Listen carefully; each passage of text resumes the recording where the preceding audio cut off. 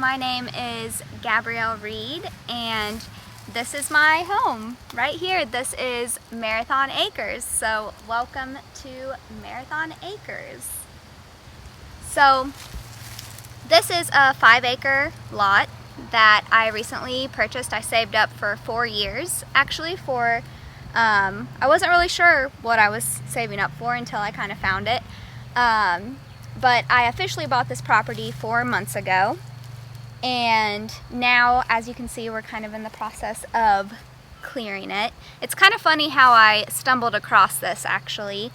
I had been searching for a long time, about a year, and every property or home I went to look at just didn't really seem to fit. Nothing ever really felt right. But to be fair, I had like just crazy criteria that, you know, probably wasn't super reasonable.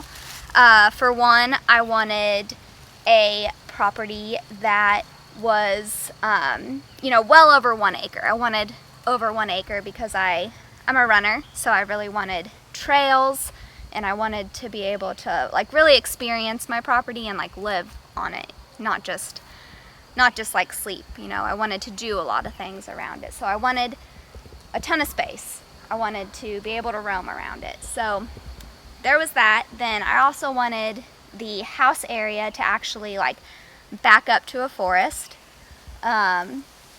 which is really hard to find, you know, at a reasonable price. And then I also wanted something that would give me, you know, professional leeway. So I wanted something that would allow me to pursue entrepreneurial endeavors, more creative endeavors. I'm a journalist and a writer, so I just didn't want to be tied down to like a very corporate existence. So I wanted a property that would allow me to achieve that.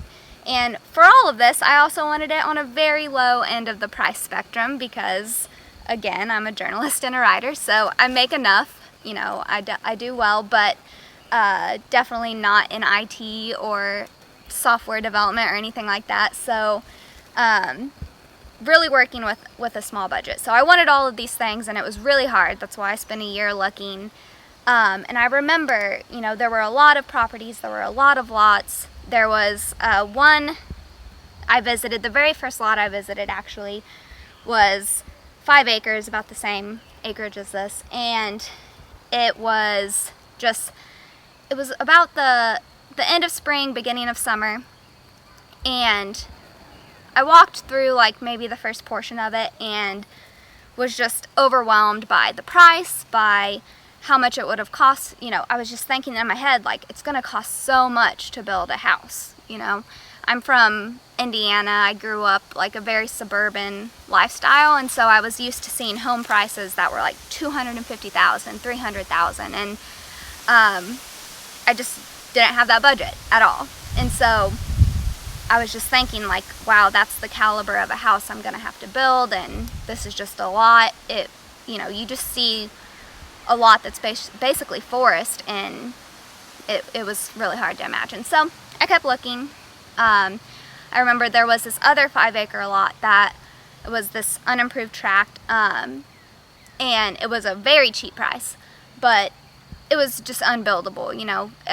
It would have taken so much bulldozing to even level the ground enough to be able to do anything on it. And so again, I was discouraged. And then, you know, I went the fixer-upper route. I thought, I'm gonna buy a fixer-upper, be like all those people on HGTV, and you know, just take this home and make it a beautiful masterpiece. But I saw enough rotting walls and, you know, crippling foundations to know that I'm not the handy woman for that. So that sent me running.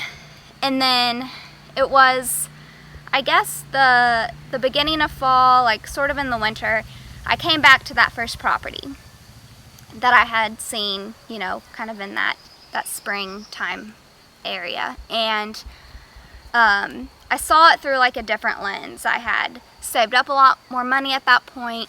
I had looked at a lot of different options as far as what could I build, like are there things that are reasonably within my budget to be able to build. And actually came back to this lot, and it was the same unimproved tract, but you know, it was the middle of like kind of the beginning of winter, so the trees were barren and I could actually like see through everything now. So I walked a little further and I got to the edge of this holler actually, and I hadn't like recognized it before, and I saw it, and there was, you know, a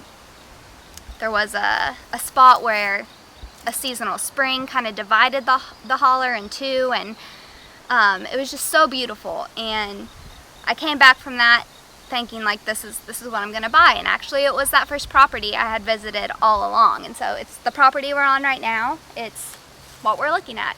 This is what I bought, and my plans really with this are to actually build a home on it and to start from scratch and do the thing I was really afraid to do from the beginning, but after a lot of, you know, research and just support from other people, I realized I could achieve this. And I'm really just excited to take people on this journey of showing